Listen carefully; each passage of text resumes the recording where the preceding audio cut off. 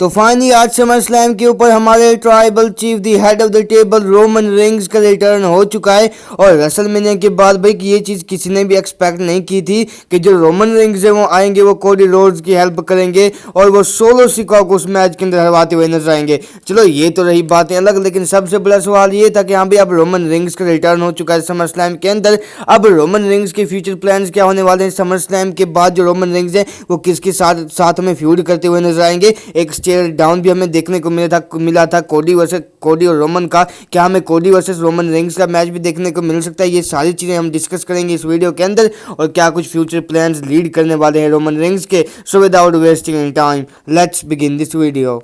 तो देखो आज समर स्लैम के ऊपर हमें रोमन रिंग्स का रिटर्न देखने को मिला। रोमन रिंग्स वापस आ चुके हैं।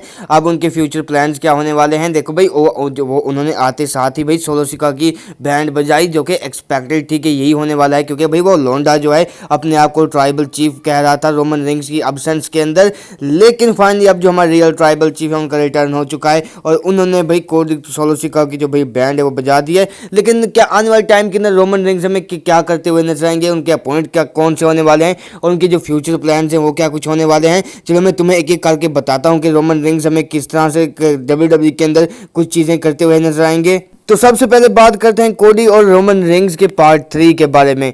देखो पार्ट 3 जो है रोमन और कोडी का, ये फोर श्योर होगा WWE कंपनी के अंदर एक दिन। ये चीज़ क्लियर है, ये चीज़ कन्फर्म है। और आज जिस तरह से हमें स्टेयर डाउन भी देखने को मिला इन दोनों के दरमियान, जब रोमन रिंग्स रिस्पेक्ट पे कर रहे थे कोडी रोड्स को।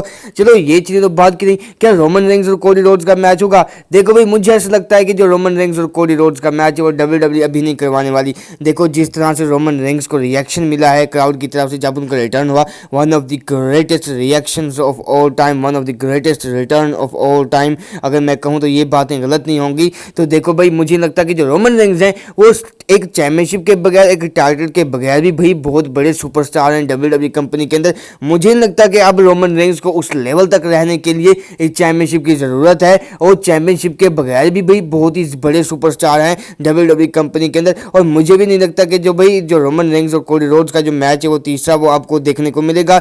लेकिन भाई ये मैच एक ना एक दिन ज़रूर होगा और ये चीज़ कन्फर्म है। लेकिन सबसे बड़ा सवाल ये कि भाई अब रोमन रिंग्स का जो मैच है वो हमें कोडी रोड्स के साथ नहीं देखने को मिलेगा, तो फिर क्या होने वाला है? देखो भाई आने वाले टाइम के अंदर जो चीज़ें लीड करने वाली हैं, जिस तरह से हमने देखा कि भाई तो सोलो सिका जो कि लोंडा है वो अपने आप को ट्राइबल चीफ कह रहा था रोमन रिंग्स की एब्सेंस के अंदर, अब उनके साथ रोमन रिंग्स की फ्यूड होने वाली है। अब ये चीज़ किस तरह से लीड करेगी? मुझे ऐसा लगता है कि बैश इन बर्लिन के अंदर कुछ ना कुछ चीज़ें हमें लीड करती हुई नजर आएंगी। देन बैड ब्लड के अंदर हमें एक हेल इन अ सेल भी मैच देखने को मिल सकता है, जहां पर रोमन रिंग्स कंपीट करते हुए नजर आएंगे अगेंस्ट सोलो सिका।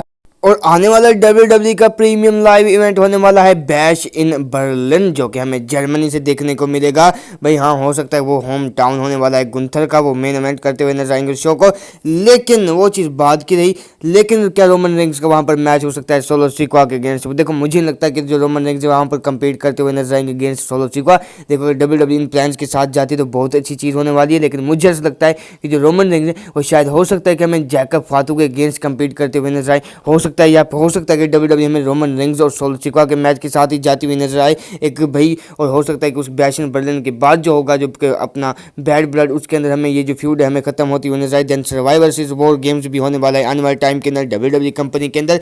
ये जो सारी चीज़ें हैं वो किस तरह से लीड करती हुई नजर आएंगी आने वाले टाइम के अंदर रोमन रिंग्स के फ्यूचर प्लान्स को, ये सारी की सारी चीज़ें देखने को मिलने वाली हैं हमें। अब ये चीज़ भी क्लियर है कि जिस तरह से रोमन रिंग्स का रिटर्न हुआ है, हमें जो पुरानी वाली ब्लड लाइन थी जो कि जे उसो, जिमी उसो, और अब उनके साथ जो सैमी ज़ेन और रोमन रिंग्स यानी कि जो ओजी ब्लड लाइन थी, हमें उसका रीयूनियन भी होता हुआ नजर आएगा। लेकिन देखते हैं कि आने वाले टाइम के अंदर क्या कुछ चीज़ें होने वाली हैं WWE कंपनी के अंदर रोमन रिंग्स के साथ। और मुझे ऐसा भी लगता है, देखो अभी मैंने सोशल मीडिया वगैरह चेक नहीं किया, लेकिन ये चीज़ क्लियर है कि जो रोमन रिंग्स में आपको आने वाले स्मैकडाउन के ऊपर दिखाई देंगे, ये चीज़ मैं तुम्हें खुद से कन्फर्म करके दे सकता हूँ। और वहाँ पर जो ये चीज़ें हैं हमें और ज़्यादा क्लियर होती हुई नजर आएंगी। जो रोमन रिंग्स के फ्यूचर प्लान्स हैं WWE कंपनी के अंदर क्या कुछ होने वाले हैं। लेकिन ये चीज़ क्लियर है कि जो रोमन रिंग्स की फ्यूड होने वाली है अब वो ब्लड लाइन के साथ होने वाली है। अब ब्लड लाइन हमें जो ओजी ब्लड लाइन है, हमें रोमन रिंग्स उसे रीयूनाइट करते हुए नजर आएंगे। दिन वॉर गेम्स मैच होने वाला है, रोमन वर्सेस रॉक का मैच होने वाला है रेसलमेनिया 41 के अंदर। ये सारी चीज़ें एक ही साथ हमें लीड करती हुई नजर आएंगी। अब रोड टू रेसलमेनिया देखो भाई अभी से स्टार्ट हो चुका है।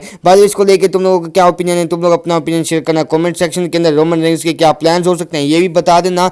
सो मिलता हूँ नेक्स्ट वीडियो के अंदर, अपना बहुत सारा ख्याल रखना। Till then bye bye, take care.